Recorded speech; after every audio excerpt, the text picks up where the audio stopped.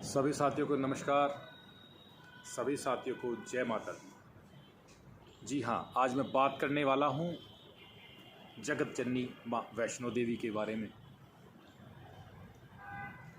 जो जगत पालनी है, जगत जननी है, दुख हरता है और जीवन को संवारने वाली मेरी माँ वैष्णो देवी की यात्रा पर एक भक्त निकला है, लेकिन वह वृद्ध है, पैरों से लाचार है, वाणी भी उसकी टूटी हुई है और वो कटरा से पर्ची ले लेता है और पर्ची लेकर वो जैसे ही यात्रा शुरू करता है, देखता है कि माँ का दरबार कितने ऊंचे पर्वत पर लगा हुआ है।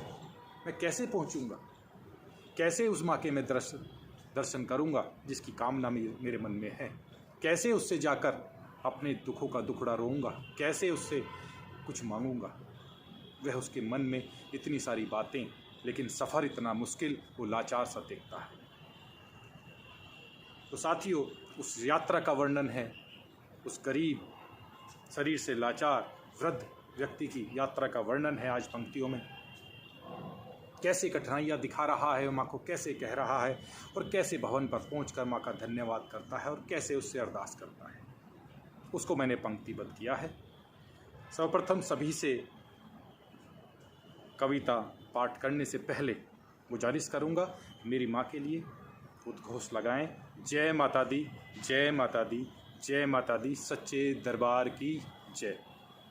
पंक्ति रख रहा हूँ आपके सामने, यात्रा का वर्णन कैसे कर रहा है वह भक्त, क्या कहता है। माँ से कह रहा है, पैर थके हैं, पैर थके हैं और नजरों में तेरी छवि की आस माँ। पैर थके हैं और नजरों में तेरी छवि की आस माँ, और टूटी सी वाणी से कैसे लगाऊं अरदास माँ।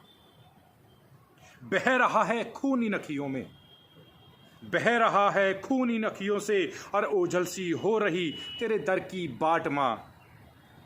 और छाले पड़ते फूटते, छाले पड़ते फूटते अब पैरों में निकल रही मुख से चीख पुकार माँ, पर नजर नहीं आ रहा तेरा दरबार माँ। कह रहा, गमों की टोकरी अब ना चले। मैं पहले ही वृद्ध हूं और मेरे पास में इतनी परेशानियां हैं कि वह गमों की टोकरी अब ना चले, गमों की टोकरी अब ना चले, उतार ले इस बोझ को, सुन ले मेरी पुकार माँ। और कह रहा है, आखिर आ ही गया।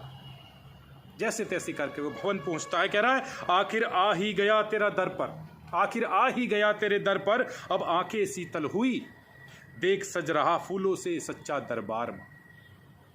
कह रहा, लगते जयकारे, लगते जयकारे, उठते हाथ बजती घंटियां, लगते जयकारे, उठते हाथ बजती घंटियां, और शंखों की झंकार माँ।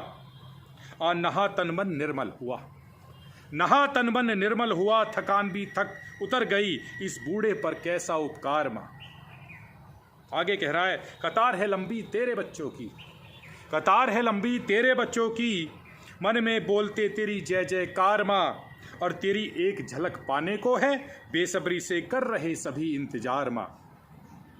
और झुक रहे सजदे में, जरा झुक रहे सजदे में सर, गिरते आंसुओं से छलक रही कैसी गमों की बौछार माँ। उस भवन के सामने जब बैठकर आप मन्नत मांगते हैं तो ना चाहते हुए भी आपकी आंखों से आंसू रुक नहीं पाते, क्योंकि यह बात सत्य है कि माँ का आंचल हमेशा अपने बच्चों की आंखों को पहुंचने के लिए काम आता है और उसको छाया देता है। आगे पढ़ रहा हूं कि झुक रहे सजदे में सर, गिरते आंसुओं से झलक रही कैसी गमों की बौछार माँ। और सुन ले मेरी भी विनती, सुन ले मेरी भी विनती, सह न पाऊं और तुझसे कह न पाऊं, सुन ले मेरी भी विनती, सह न पाऊं तुझसे कह न पाऊं, तू सब जाने रख दे अब तो सर हाथ माँ। और डाल दे झोली में, डाल दे झोली में मेरी कुछ, डाल दे झोली में कुछ मेरी, जिसके बहाने काट लूं बचे ये दिन रात माँ। इस टूटी सी वाणी से कैसे गाऊं वंदन प्रार्थना, कैसे गाऊं वंदन प्रार्थना।